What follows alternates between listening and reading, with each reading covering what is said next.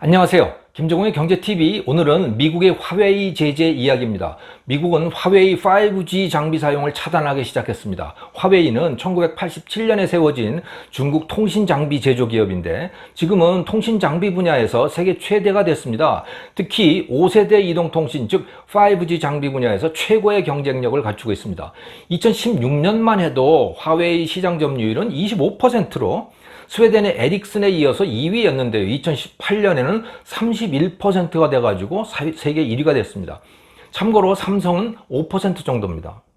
미국의 화웨이에 대한 의심은 2008년 무렵부터 시작됐습니다. 화웨이는 당시 미국의 네트워크 장비 기업 3콤을 인수하려고 시도를 했는데 이 화웨이의 런정페이 회장이 중국 인민군과 유착 관계가 있을 가능성, 이게 의심된다. 그래서 미국 정부가 차단을 했습니다.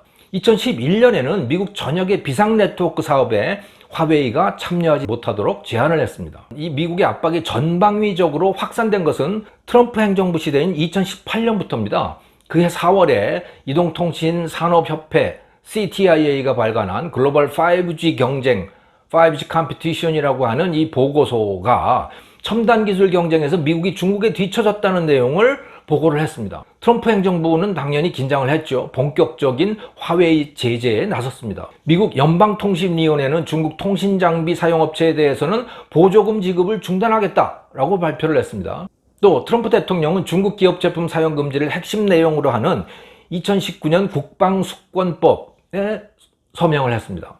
그해 10월 캐나다 수사당국은 미국의 요청으로 런정페이 회장의 딸이자 화웨이 CFO인 멍원조우를 캐나다에서 체포했습니다. 2020년 5월 미국 상무부는 미국이 아닌 제3국에서 제조한 반도체라도 미국 기술이나 장비를 활용한 제품은 화웨이에 팔지 못하도록 하는 제재 조치를 발표했습니다. 미국 정부는 동맹국들에게도 화웨이 제재에 동참해 줄 것을 요구하고 나섰습니다. 일본과 호주는 진작부터 동참을 선언했고요. 영국, 독일, 프랑스, 이 유럽 국가들의 경우에 처음에는 미국 요구에 미온적이었지만 중국의 코로나 사태 대응 태도와 홍콩 국가안전법 강행 사태를 보면서 이 제재에 동참하는 쪽으로 태도를 바꾸어가고 있습니다.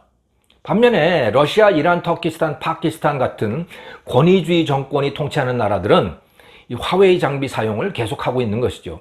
화웨이의 5G 장비의 사용 여부는 이제 미국, 중국 디커플링의 또 다른 얼굴이 되기 시작했습니다. 미국이 화웨이 제재에 나선 이유는 크게 세 가지입니다. 첫째는 국가 안보 차원의 이유입니다.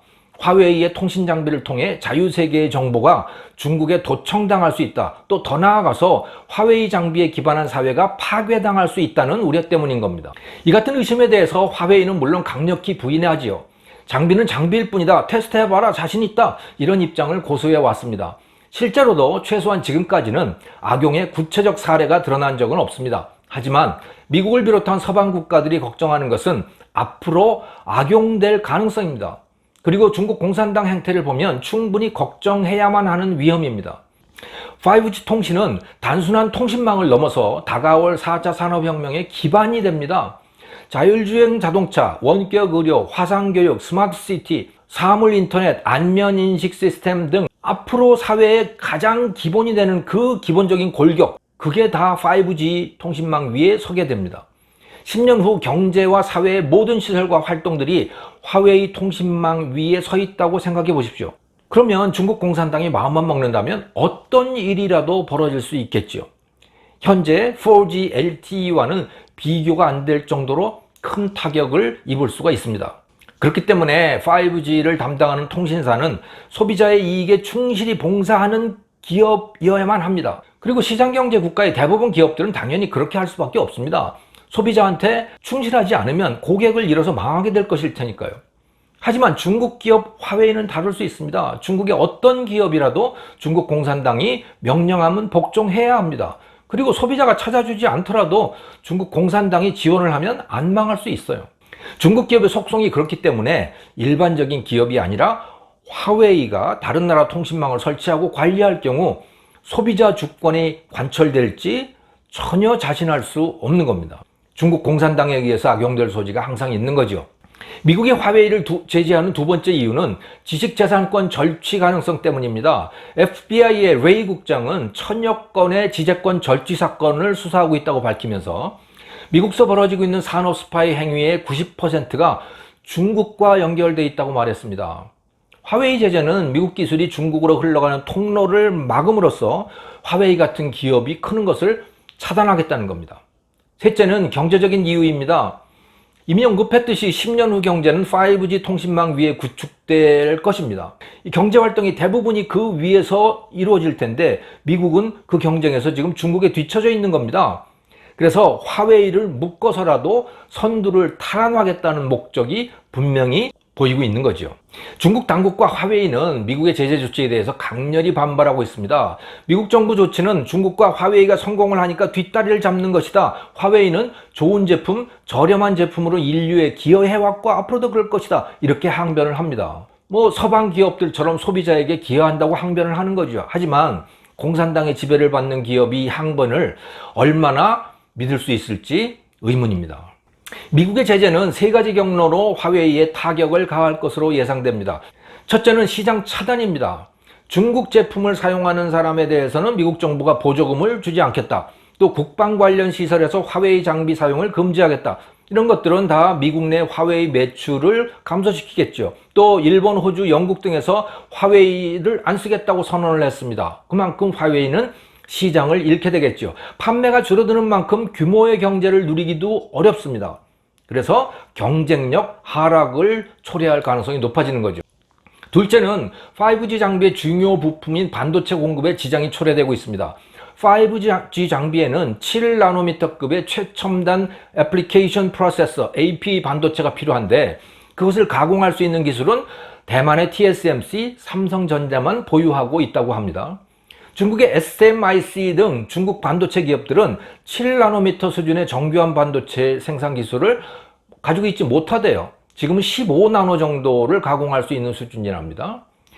이런 상황에서 TSMC는 이미 화웨이에 대한 중단을 결정을 했고 삼성전자 역시 최근에 화웨이의 요청을 거절했다고 합니다. 화웨이의 5G 비즈니스는 부품 조달 차원에서도 난관에 부딪혀 있습니다.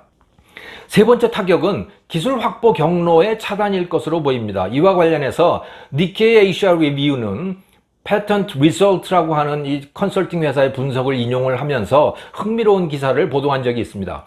화웨이 특허 중에 고품질 특허라고 할 만한 것이 1100개 정도인데 그중 외국에서 사들여온 것이 355개다. 그 고품질 특허의 3분의 1은 외국에서 사들인 거죠. 중저품질 특허까지 포함해서 화웨이가 외국에서 인수한 특허가 530개라고 하는데 그중 IBM, 야후 등 미국 것이 절반 정도인 250개, 한국 특허도 99개나 된답니다. 화웨이가 기술을 확보하는 또 다른 루트는 해외 두뇌 영입입니다. 화웨이는 전 세계 170개 나라에서 인재를 영입해 왔습니다. 파격적인 대우를 해주면서 스카우트해온 한국의 삼성전자, 미국의 모토로라 이런 데 전현직 엔지니어들, 이 사람들이 화웨이 경쟁력의 중요한 원천이었던 겁니다. 위에 언급했던 그 기사에 따르면 화웨이 최고 엔지니어 30인 중에서 미국과 캐나다 출신이 17명인데 이들이 출원한 특허는 대부분 고품질 특허입니다. 그래서 화웨이가 보유한 고품질 특허의 3분의 1을 이들이 만들어냈다고 해요. 이렇게 따져본다면 앞에 사원 3분의 1, 또 외국에서 영입한 인재가 만들어낸 3분의 1 해가지고 3분의 2는 외국에서 사왔거나 외국 인재의 머리에서 나온 겁니다. 미국은 이 루트를 차단하고 나선 겁니다. 하버드대 화학부의 학과장인 찰스 리버 교수를 스파이 혐의로 체포를 했잖아요. 중국에 기술을 넘겼다는 그런 이야기죠. 한국에서도 최근에 삼성전자 사장을 역임했던 장원기 사장이 중국 반도체 기업 S1의 부회장으로 가려다가 포기해버렸습니다. 중국을 둘러싼 요즘의 분위기를 상징적으로 보여주는 사건입니다.